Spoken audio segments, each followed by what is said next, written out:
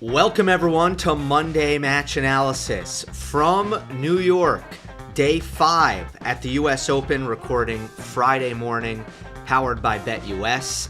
This is going to be a little bit different than normal because working for US Open Radio, I have been at the US Open every day. I have been roaming throughout the outer courts. I've been giving hits on the various matches. I've been interviewing players. What I have not been doing is watching many of the biggest matches on Ash start to finish, taking notes point by point, all of that in-depth analysis stuff. So it's going to be kind of, what do they say, 30,000-foot view on many of the things that have happened and gone down this first week. And last night, something big happened. Last night, we lost one of the main title contenders, Botic van de Zandschulp, beating Carlos Alcaraz in 3 sets. I'll start with that, but just to throw a little tease in here, I'm going to talk about Medvedev, I'm going to talk about Fritz, I'm going to talk about Minaur, I'm going to talk about some of the changes that the US Open has made, I'm going to talk about Raducanu, I'm going to talk about Danielle Collins, I'm going to talk about Stefanos, Tsitsipas, and Holger Rune, and I'm going to talk about Lorenzo Mustti. And just what I've been doing basically is jotting down topics when they pop into my mind over the course of the last 4 days, which is, a lot of it has been based on what matches I've been assigned to and stationed at. All right, so the upset last night. Let me start with Botic, which is not the natural place to start. Many would probably start with Alcaraz, but let me start with Botic. One of the most incredible things about this comeback is the fact that van de Zandschulp wasn't playing well. It's been a very, very difficult last year for him. It's been difficult for him since Munich last year. And that's kind of the line that I drew. When he was up, it was either 5-1 or 5-2, going for his first career ATP title in Munich for the second time. The first time he made the Munich final, he had to retire. And he's up in the third set, 5-1 or 5-2 on Holger Rune, and completely seizes up and is unable to close, unable to win that title. It seemed like that shook him to the core. As much as it seems after last night like Botic is unshakable, and it certainly looked that way, and that he doesn't feel nerves because he is the calmest player you have ever seen in your life. Those who followed Botic before last night know that that really hasn't been the case. It got so bad for Botic that his comments after losing to Fabio Fognini at Roland Garros this year were pretty apoplectic. They were severely concerning for Botic's career. He was essentially saying that he was thinking about stopping. Players are emotional after matches. I'm not sure anybody should have fully bought into the idea that Botic was going to retire at 29 years old because he wasn't able to win matches. But that's how bad things were. He dipped down to the Challenger Tour. He has had a couple of really good runs to the final. I believe he did win a title on the Challenger Tour since Roland Garros, and that seemed to get him going again. And then last night, he beats Carlos Alcaraz in straight sets. Is it a little bit disrespectful to say that this is one of the greatest upsets of all time, that this is one of the most insane upsets of all time? I kind of think it is. And I am the same guy who said after Fabian Marozsan beat Carlos Alcaraz in Rome in the first round, I am the same guy who said, no, that is one of the biggest upsets of all time.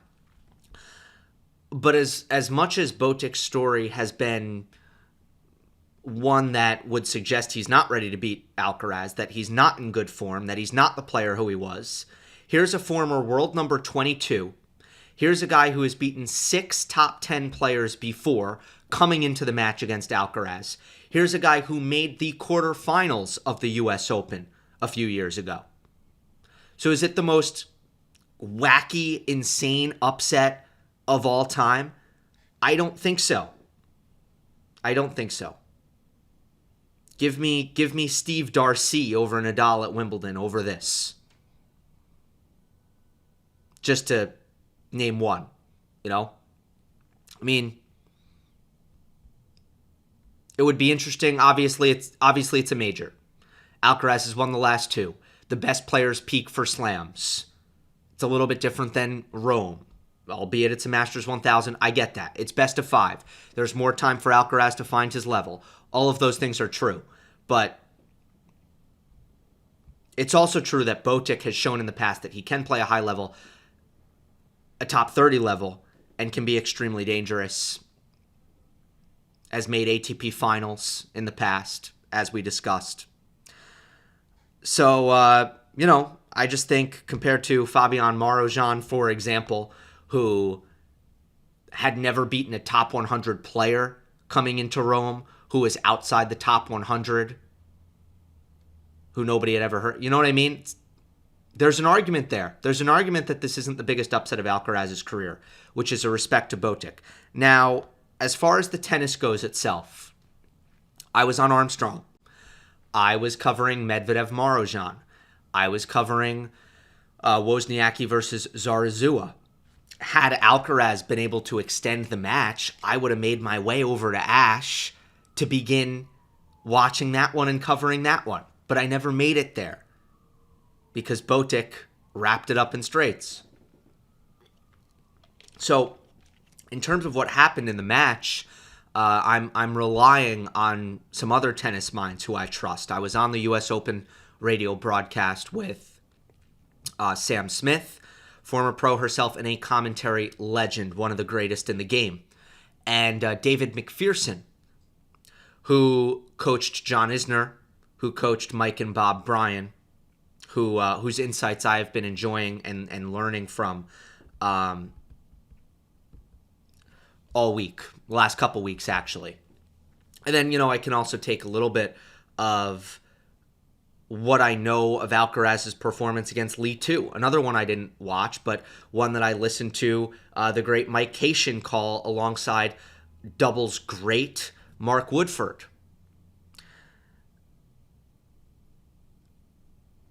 It was an avalanche of unforced errors. I think there are things Botic seemingly did well. He was deadly on his forehand when the ball dropped short. He's got a big forehand. It's difficult to read. It's deceptively powerful.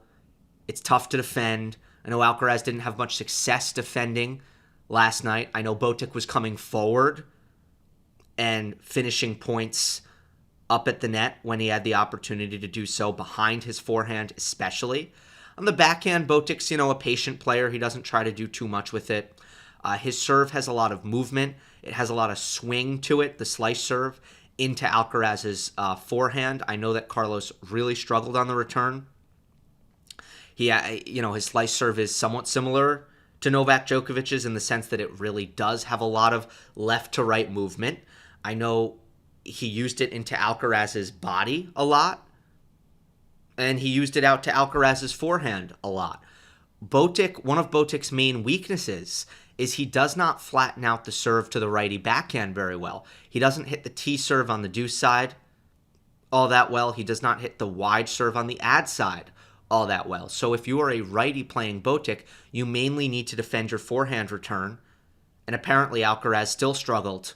Despite Botic being a somewhat predictable server, Alcaraz still struggled to make quality returns. His forehand in the rally, or likely both ground strokes, it seems, were also just falling victim to poor shot selection. And the timing wasn't there, and the control on the ball clearly wasn't there from start to finish in this match. But Alcaraz doesn't have emergency mode. And I think we've seen it go a couple ways this year. We've seen, oh my God, Alcaraz, he just keeps going for his shot, and then Suddenly he gets it, and he reaches this unstoppable level. And because there's best of 5, he has time to sort of find that. And he's played with fire in majors this year a couple times, and he has not been very efficient in his runs to major titles at Wimbledon and Roland Garros. But at a certain point, he just finds it. And at that point, you could praise Carlos for continuing to play his game, not letting errors derail him. The other thing that can happen is you can never get the train on the tracks. There's no emergency mode with Alcaraz. What do I mean by that? Emergency mode would be, I don't have it right now. My footwork isn't good. My timing isn't good. My balance isn't good. My feel isn't good. I don't have it.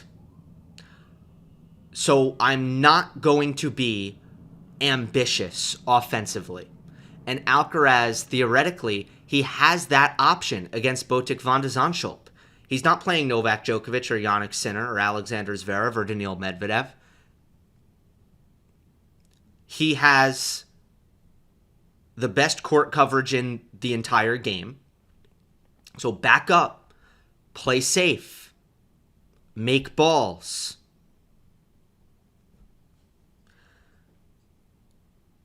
Certainly Botic, his performance was a model of steadiness. He never got tight. He never had a blip. He never made crucial errors. Here I'm sort of calling for Alcaraz to have almost, asked Botic to relent to make errors. Maybe it wouldn't have happened. But at a certain point, I think, especially early in majors, we know what Nadal and Djokovic and even Federer and Murray, we know what they did in this situation. They were not going to hand it to their opponent as much as Alcaraz handed it to Botic last night. That was just not an option for them. So, it's something to consider, and I do think Alcaraz has done better on the year as a whole of recognizing when it's time to scale back the pace, leaning into some more variety. But also, things seemed a little bit weird between him and Juan Carlos Ferrero. I don't want to go too much into it. Again, I did not witness all of it. I was tracking it on a screen in front of me, even though I was inside Armstrong Stadium. It felt, for the first time, I haven't seen this, I don't think, it felt that Carlos was almost a little bit dismissive of his box, that he didn't really want to hear it, that he didn't want to engage with it, that there was maybe some friction, maybe some tension. And that is generally not been the case. In fact, I have felt that the constant while the constant interaction between Alcaraz and box has gotten certainly some negative attention, like, oh, should this be in the game, or do you think lesser of Carlos because of this, or is he reliant on this? All that aside, I think the harmonious nature of the coach-to-student relationship with Alcaraz and Juan Carlos Ferrero has been largely deserving of enormous praise, because that is not so easy, and we'll get to topics later on that kind of addresses the idea that is not so easy to achieve. Last night it seemed a little bit off. The other factor, a couple more things on this. Does Alcaraz take tough losses too hard? I mean, it's yet to be seen, but Cincinnati championship points lost last year against Djokovic. Didn't do much for the rest of the year. Lost in the Olympic gold medal match. And since then, he hasn't looked good at all. Not in Cincinnati, not in his first round match against Lee 2, and not against Botic van de Zandschulp in round number 2. Does he have a problem taking gut punches at this point in his career? Look, he's so young. He's human. So he's got plenty of time to iron that out if it's a problem. It's hard to... Also, Alcaraz said it wasn't... Alcaraz said he wasn't thinking about, the Olympics and that it didn't affect him. He sort of denied the idea that it might affect him. But, a pattern is a pattern. And right now, that's what it is. Something to consider. That's a skill on the tour. Can you take your lumps? Can you get punched in the face and come back a couple weeks later? And so far, when Alcaraz has been punched in the face, seemingly, I think probably the two toughest losses of his career, unless I'm forgetting something, are those two Djokovic losses. He hasn't been able to rebound. The last thing is that Alcaraz was due. Absolutely due for a loss like this. I've covered it. I've made it known. So many of you have heard this. But Carlos had never taken a bad loss at a major. And it happens to everybody. His worst loss until last night, since becoming a top 10 player, was against Jannik Sinner. Sinner was ranked number 12 when he beat Alcaraz at Wimbledon 2022. Every player has these. It's going to happen. So, it happened. There's no reason to really, I don't think anybody's panicking, so I don't think I have to say there's no reason to panic. But over the course of a career, no matter how good you are, you're going to take a stunning defeat in the first couple rounds of a major. Just going to happen. Okay. Ready to move on to other topics. Also a reminder before I do that we're powered by BetUS. Currently, BetUS is offering an 125% deposit match on your first 3 deposits up to $2,000. Here's a look at Friday's matchups at the US Open. I cannot wait for Shelton versus Tiafoe, rematch of last year's quarterfinal. That one is going to be insane. I don't know how much of it I'm going to be actually able to watch in person, but man, what a blockbuster. Please gamble responsibly and don't harass the players. All right, I'm working backwards. So last night, as I mentioned, I was at Daniil Medvedev against Fabian Marozsan. And the serving wasn't very good. That was my main takeaway. Medvedev was really good from the baseline. Very, very good. He shut down Marozsan's drop shot completely. He is so good against the drop shot when he's in position, Daniil. Like when he gets there. He is so good. Most players switch to continental grip and they chip. They either redrop or they slice deep in the court, but they chip. Daniil is so good at driving the ball when he gets up to drop shots. And because of that speed, because he's able to hit the ball with conviction, with his drive grip, forehand and backhand, he really hurts you when he gets to drop shots if you don't hit a winner. And Marozsan was destroyed on the drop shot throughout the night.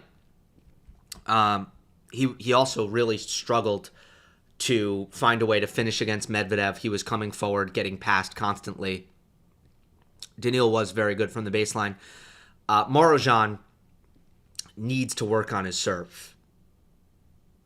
It's a big hole. He's 6'3". He's got the height. But he averaged 112. He was averaging 112 miles per hour on his first serve. It's just not going to cut it. There's going to be a real ceiling, a real cap on Marozsan, what he can do on a consistent basis, especially off clay, if he can't serve bigger than that. Medvedev broke him 8 times in 3 sets. Now, what about Daniil's serve? One of our big topics throughout the year. Medvedev's hold percentage is lower than it's been since 2017. You have to go back to 2017 since Medvedev has been broken so much. 2024. I'm talking about year, start of the year to now numbers. His hold percentage is the lowest since 2017. So we're looking at his serve. My concerns are not alleviated. I'll say that. I don't think last night was a night where you could say, oh, Daniil's serve looks a lot better than it did against Yuri Lehechka when he served 43% serves in play. Last night, he was 47% first serves in. And he got broken 4 times in 3 sets against Marozsan, who's a dangerous player, whose record against top 10 competition coming into last night was 5-5, and Medvedev came away with the 3-set win. The score line looks good for Daniil. It looks like a good win, and it is a good win. But if you're just looking at his serve, 8 aces, 10 double faults, 47% first serves in, broken 4 times in 3 sets, you're still not feeling very good about his serve. And that is going to matter if it doesn't get better at the end of the tournament. I interviewed Daniil after the match. I asked him for an update. I said, I know the shoulder was giving you problems midway through the year and that you weren't able to serve as well as you want. What is the status on that now? And he did brush it off. He said it was more of a problem for clay season. And then he said, I feel like everybody, this is a classic Daniil response. He told me that he thinks that a lot of players are struggling with their serves at the US Open this year. From watching on TV, he feels like everybody's serving badly. And then he brought up Jannik. He brought up Jannik specifically as an example.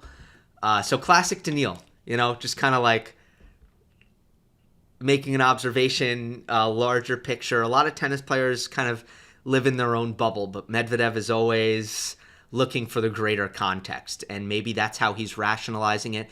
Maybe, he doesn't want to put something out into the public like, he doesn't want to show vulnerability. He doesn't want to downplay his weapon. So maybe he's just keeping his cards close to the vest. I don't know.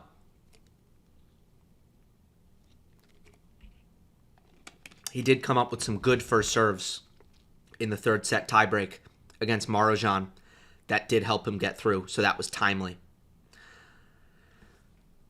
The previous match, 2 nights ago on Armstrong, where you can typically find me, Armstrong Night Sessions, that was Matteo Berrettini against Taylor Fritz.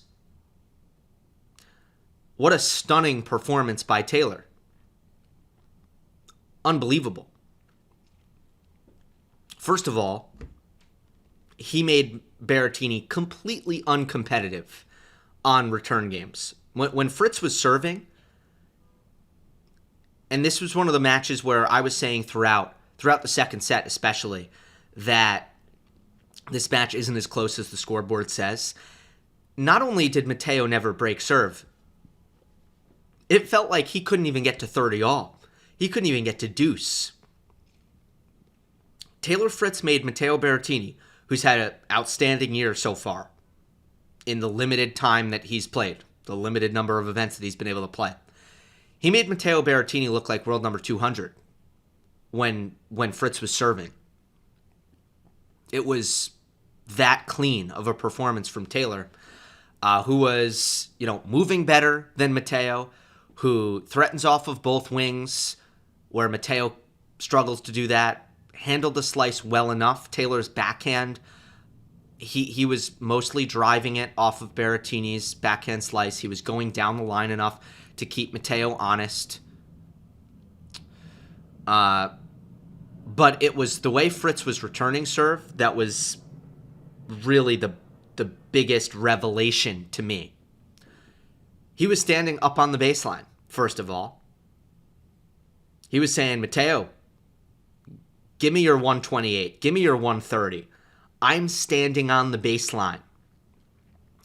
And somehow he was able to shorten up enough on the forehand and the backhand, hit really what I would consider, especially on the forehand, block returns, but hit them so crisply with so much pace relatively that he was knifing the ball into Berrettini's backhand and making him hit first ball backhands at a really impressive clip. Some players struggle to do that off of Matteo's second serve. Berrettini has one of the heaviest second serves in tennis. And sometimes I'm watching Berrettini matches, not sometimes, all the time, and I'm watching him get +1 forehands behind his second serve because returners are not able to handle the quality of the second serve, and they're not able to get it to Berrettini's backhand. Taylor was so dialed in. Matteo was always hitting backhands behind his second serve. Second serve, forget about it. But even the first serve, a lot of the time. Look at the tiebreak. There were a couple of returns that Fritz took super early and knifed very low and very quick. And Matteo he couldn't do anything off of it.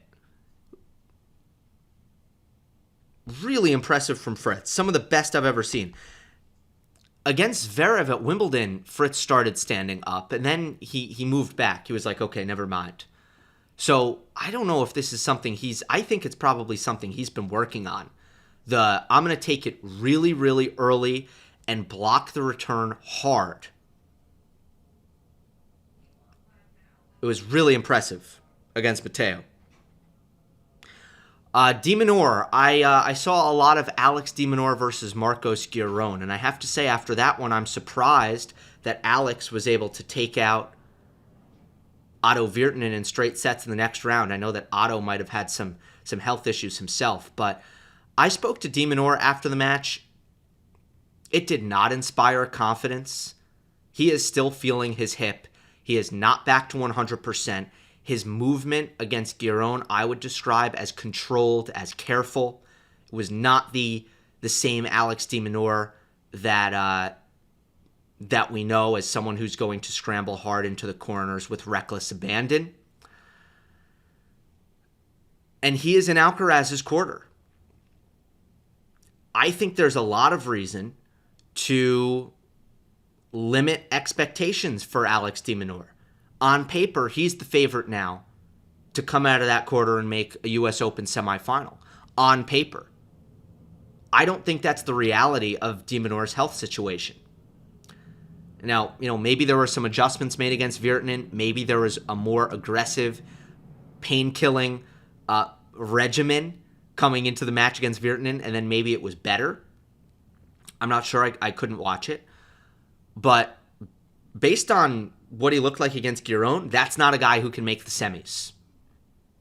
Based on what he said to me after his match against Giron, I think the words were, the hip is not terrible, but not amazing. Kind of a cheeky way to put it. Not a guy who seems like he can make the semis, based on what he looked like and what he said. I wanted to throw that out there. U.S. Open changes. Fan movement, pretty good so far. I think it's worked out really, really well. You no longer see massive lines waiting to get in all over the grounds. Sometimes on the outer courts when the courts are full to capacity, you see major lines, but it's much less prominent, and the players have dealt with it. There have been times that there have been slight delays. 5 seconds, 10 seconds, 15 seconds maybe in between games. But ultimately, I think sometimes we got that anyway. Sometimes the lines or the queues, as they'd say in some areas, would build up and become so long that fans didn't have time to get in a timely manner. And even though it was after a changeover, there would still be a delay waiting for fans to take their seats. Now you don't see that because the line doesn't build up. So that's been a huge success. There's also a lateness policy that hasn't really affected anything anymore. The U.S. Open does not want to start any matches after 11:30 p.m. local, which might prevent the crazy situation of 3 a.m. maybe, but it doesn't do much to avoid the late finishes. It hasn't been bad this year yet, but it still can be with the lateness policy.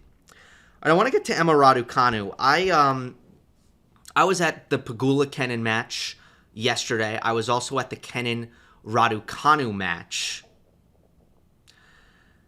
And, Pegula, I just say yesterday, Pegula was just much steadier than Kenin, who still plays such a low-margin game. And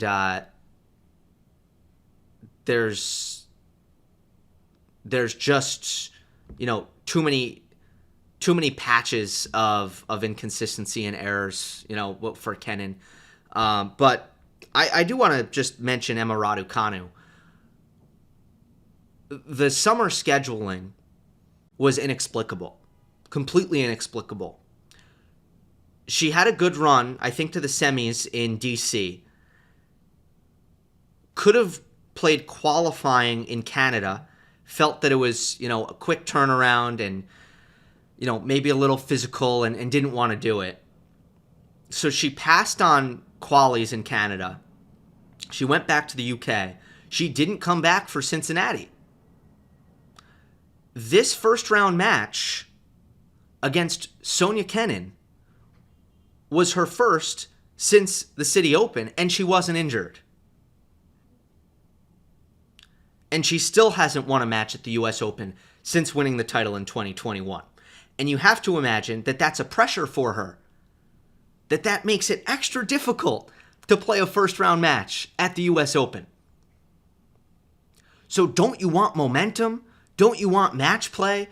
Don't you want to get things rolling a little bit? Why would you voluntarily sideline yourself for 3-4 weeks? Voluntarily. Unbelievably puzzling schedule decisions from Raducanu. Unbelievably puzzling. And she said, I'll learn from it. That's what she said. So, okay.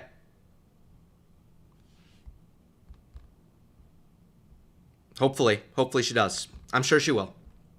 Danielle Collins' surprise loss against Caroline Dolehide. There was some confusion on this one. I want to clear it up. Danielle did not want a retirement ceremony. She was uncomfortable with it. She asked for it not to happen. So it was not the U.S. Open. It wasn't that Danielle was so upset about losing, so pissed about losing, that the U.S. Open planned a big thing and then she stormed off because she was upset.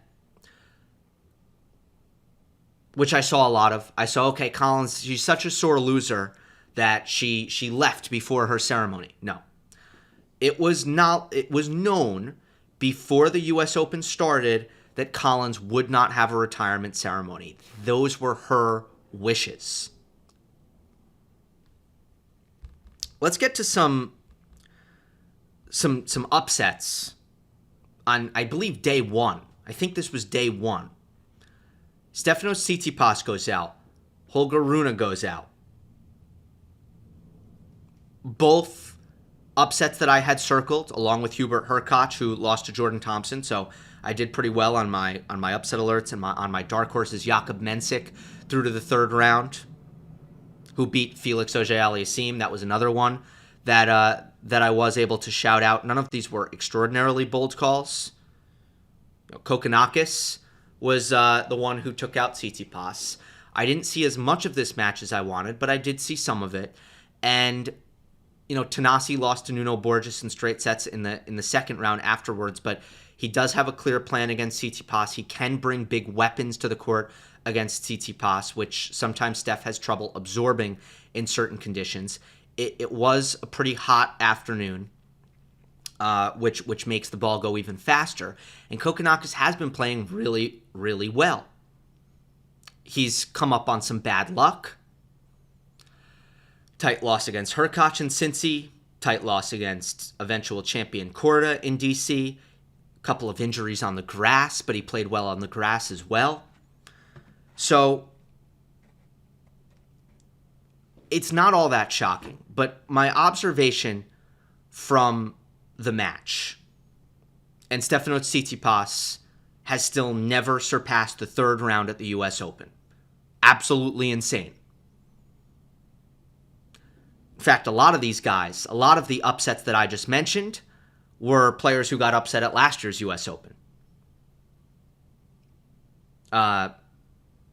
Rune lost in the first round to Roberto Carbares Baena last year. I believe Felix lost in the first round of the US Open last year, but I'm struggling to actually remember who it may have been against. I know Hubert Hurkacz lost in the second round last year. Hurkacz has never been past the second round at the US Open, or it might be the third round, but Hurkacz has never done anything in New York. Continues to be a house of horrors. So it's interesting that none of these guys who were kind of on upset alert, maybe some of these guys have struggled at the US Open. Not really true for Felix. He made the semis one year. None of them got through. What about Tsitsipas's coaching situation? That's really what I want to remark on. So, no Apostolos. Apostolos, I don't think, was in New York. I didn't see him at any of the practices. I didn't see him at the matches in the box, and I think he was actually with one of Steph's brothers. That's why he was away. So, okay, what's it going to look like with Greek Davis Cup captain, who is an interim coach? Greek Davis Cup captain, let me get his name real quick, and hopefully I don't completely butcher the pronunciation. Dimitris Hatzinikolo is, I believe, how you'd say his name. Greek Davis Cup captain, just hired this year, just an interim solution, and it's not uncommon for players to call upon the Davis Cup captain if they need an interim solution. Like Stefanos was exerting energy and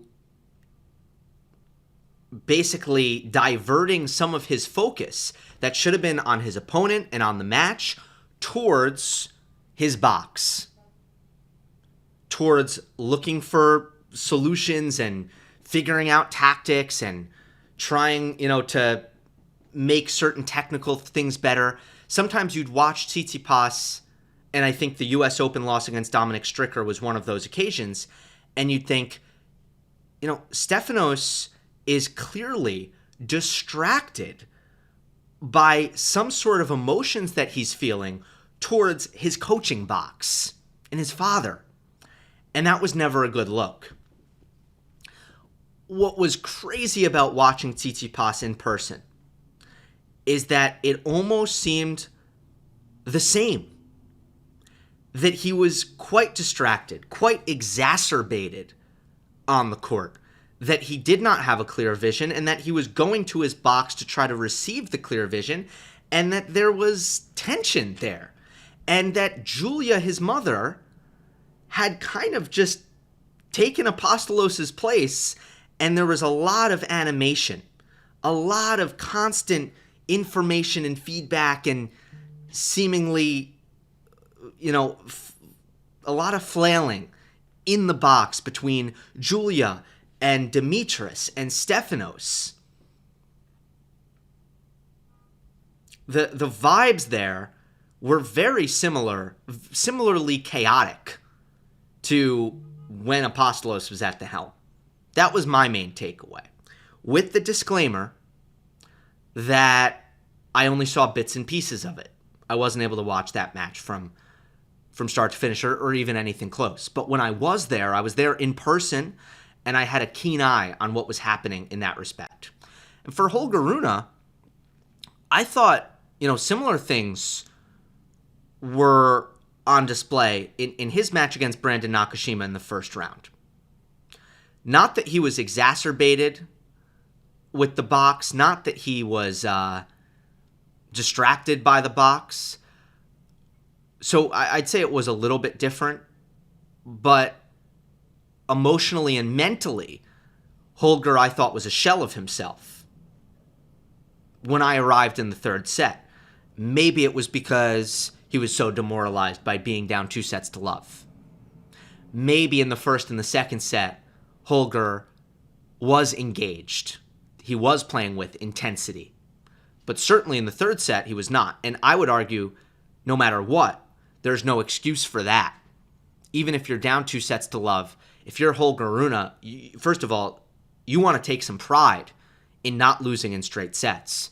You want to see what kind of comeback you might be able to maneuver. And it's the first round of the U.S. Open. It's the first round. The scoreline, the result is not shocking. The scoreline for Holger must be gutting. The loss in itself should be gutting because he was coming off of a Cincinnati semifinal. He has had a tough year. You felt like things were turning in the right direction. To lose back-to-back in the first round of the U.S. Open, to lose in straight sets, man, that is a massive blow. And if I were to guess, this is a guess, I don't have any inside information, I don't think Kenneth Carlsen survives this. And Kenneth Carlsen, for Holger to kind of let him take over, it was a little bit of a half measure. You know what I mean? By a half measure. Kenneth was already part of the coaching team when Patrick Mouratoglou was the head coach. So it wasn't a complete regime change. It was only a partial change. And I think Holger could probably do with a full change because I did not see enough fight, drive, intensity from Rune. I don't think the feet were moving quick enough, as quickly as he's capable of moving the feet. I thought that he was kind of stuck on the baseline. His court movement, his court positioning wasn't dynamic. He wasn't willing to peel back to play defense. Sometimes he was moseying up to the net when he didn't have a big enough advantage, which is really a feature of Holger when he's not fully with it. He does that all the time when he's almost, I don't know if frustrated is the right word, but kind of when he loses belief, he starts to do that. Now, statistically, though, I will point out, it's not shocking that Rune never broke Nakashima's serve. It's not shocking. I mean, you look at Nakashima in the let's look at 2024. He is 8th in hold percentage. So it goes Jannik Sinner, Matteo Berrettini, Alexander Zverev, Grigor Dimitrov, Hubert Hurkacz, Ben Shelton, Taylor Fritz. That's the top 7. Nakashima is 8th. Then you get Rublev, Alcaraz, Struff, Tsitsipas. Like, hello. Brandon Nakashima is in elite company when it comes to holding serve. I still think he has the most underlooked serve in men's tennis right now. He hits his spots as well as anybody. Break percentage. Where's Holger Rune at now? And in fact, I'm checking this live. I haven't checked it in quite a bit. So I'm excited to actually see where he stands at the moment. Okay, it's a little bit better than what it was. That's good to see. He has risen up the ranks a little bit. So 50, 49, 48, 47, 46, 45,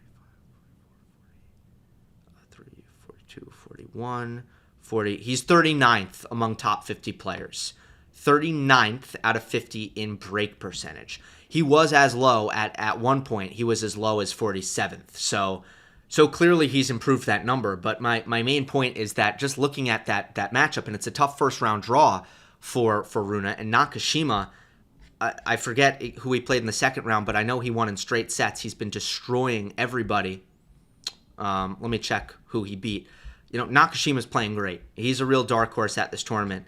And again, if Holger had a good 5-set battle or something like that, and lost, I would have said, okay, tough first round draw, whatever.